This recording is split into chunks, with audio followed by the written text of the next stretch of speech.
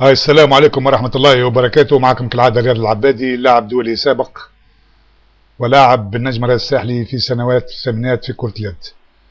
اليوم شريطنا مخصص على الانقلاب اللا شرعي اللي صار على الجمعية العريقة.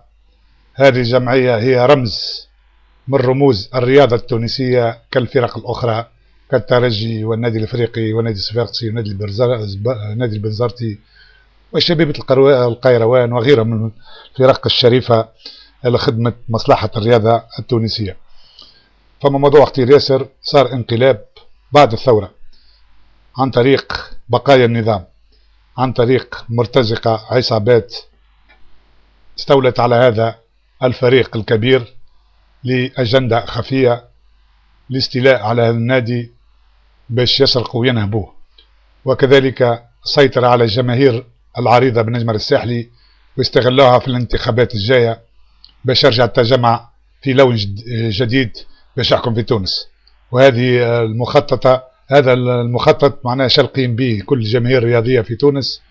نقول لكم موقعنا هذا لن تمروا يا عثمان جنيح، يا عميل طرابلسية، يا عميل بن علي، يا كلب يا سقط. هكا هو ندائنا للأحرار. والكلام كل أبرز الكلام اللي صرح به عثمان جنيح في برنامج جول في إذاعة جورة أفام، هذا كله معناها مفبرك ويحضروا في الانتخابات الجاية لإسقاط الحكومة الشرعية اللي انتخبها الشعب. هذا كل داخل بعضه، رياضة سياسة كل لاصقة بعضها. واحنا نقول لكم موقعنا هذا يا كلب يا عميل. سقطت ورقة توت على عورة الجميع، عورة جميع هذه العصابة اللي قلبت على الرئيس الشرعي، واحنا منش نقبلوا الامور هذه، وهذا الامر يخالف الشرعية. هذا الكلب النذل عثمان جنيح بطل فذ في الطحين، لعنة الله عليك. يا جمهور نجم الساحلي في كامل تراب الجمهورية، يا جمهور تونس العزيز، بالله تحبوا ترجعوا الثلاثي البنفسجي جنيح ادريس والقروي. يا اخي علاش عملنا ثورة باش يرجعونا المفاسيد والطحانة بن علي، وبعد تقولوا شبيه سواحلية مكروين.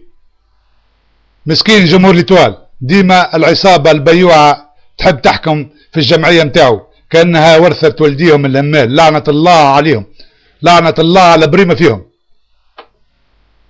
يا كلب يا عثمان جنيح، اش بيك ما تكلمتش قبل وقت الشيبوب يمزبل فيك ويستفعل فيك؟ ها تو تحل في فمك المسخ الخامج يا وجه اللوح وجه الكرتون، بعد ما سرقتوا ونهبتوا وعملتوا فينا شر شعف. احنا نقول لكم موقع هذا الجمهور نجم الساحلي العريض لن يسكت، والذي اخذ بقوة لا يسترد الا بالقوة.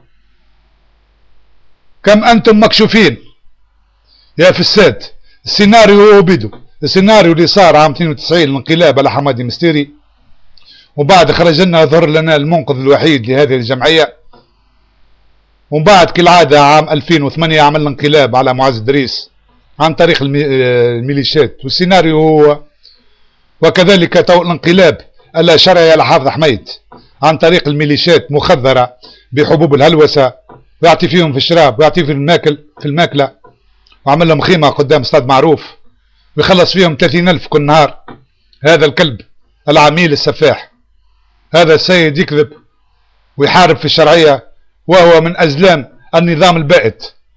نقول لك من هنا يا عثمان جنيح يا كلب، لا تستحي فافعل ما شئت، واحنا لكم بالمرصاد. وكنت تربي معناها جماهير رياضية والشعب التونسي زاد كل شالق بكم. واللي صار في النجم الساحلي نجم يصير راهو الحكومة المنتخب الشرعية. لن تمروا يا كلاب، لن تمروا، واحنا لكم بالمرصاد. والسلام عليكم ورحمة الله وبركاته.